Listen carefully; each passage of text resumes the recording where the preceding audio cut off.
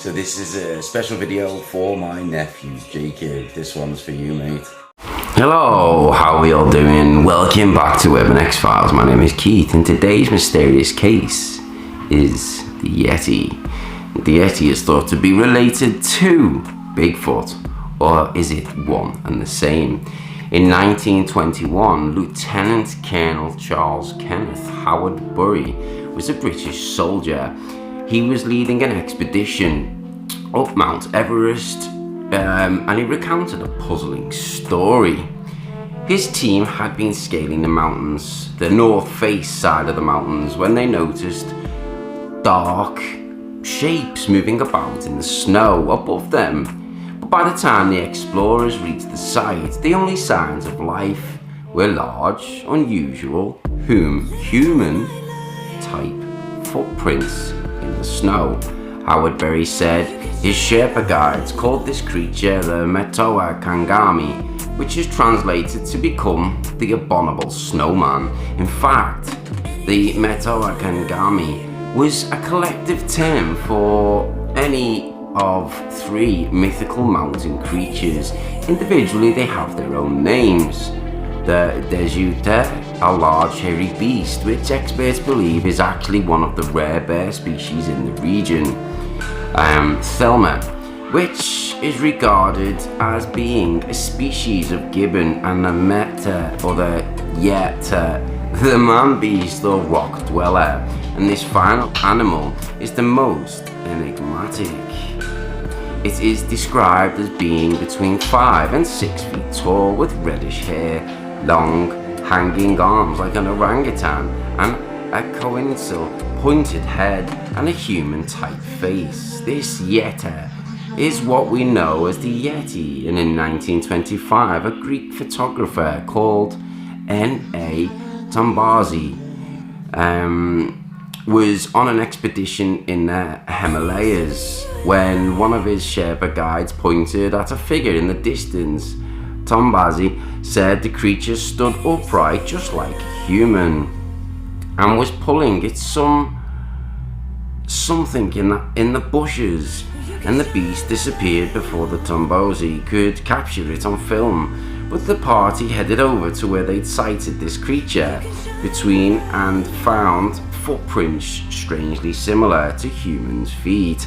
And during the following years, there were many reports of odd tracks in the cold snow. And in 1951, the eminent mountaineers Eric Shipton and Michael Ward were part of the Everest reconnaissance expedition. They were trying to plot the best route up the mountain, where they came upon a set of fresh, strange footprints. Shipton and Ward took photographs of the 13 by 18 prints, which followed the trail before it eventually disappeared. Sir Edmund Hillary and Sherpa Tenzing, the two most celebrated visitors of Everest, actually found giant footprints on their way to the summit in 1953. This was particularly interesting because Norgay's father was supposed to have encountered a Yeti shortly before he died, whereas Hillary would later lead an effort to find the evidence of the Yeti's existence. When Hillary's 1960 Yeti expedition found nothing, the great man stated that the beast was nothing more than a fairy tale. But many experts felt Hillary had rather rushed to his conclusions, and even Hillary's colleague on the mission, Desmond Doig, said that expedition had been too bulky and clumsy. Doig agreed that they had not encountered a Yeti, but neither had they seen a snow leopard, which undoubtedly still exists. The failed expedition killed off much interest in the Yeti, but over the years, more and more unusual footprints were found. In 1974, one of the creatures reportedly attacked a Sherpa girl and her yaks, killing a couple of her animals. Then, in March of 1986, Tony Woodbridge, who was a British physicist, doing a sponsored solo run around the Himalayas crazily, had a remarkable face-to-face meeting with the monster. Woodbridge had seen tracks earlier in the day but thought no more about it until he heard crashing sound like an avalanche, and further up the trail snow had indeed fallen, creating a giant, impenetrable frozen wall. Strangely, it looked as if something had slid down in the snow. Woodbridge followed Prince, and at the bottom of the mound, and 150 meters away, he spotted this large, hairy, powerfully built creature standing stock still. The beast did not move an inch, and Woodbridge was very lucky to have his camera with him.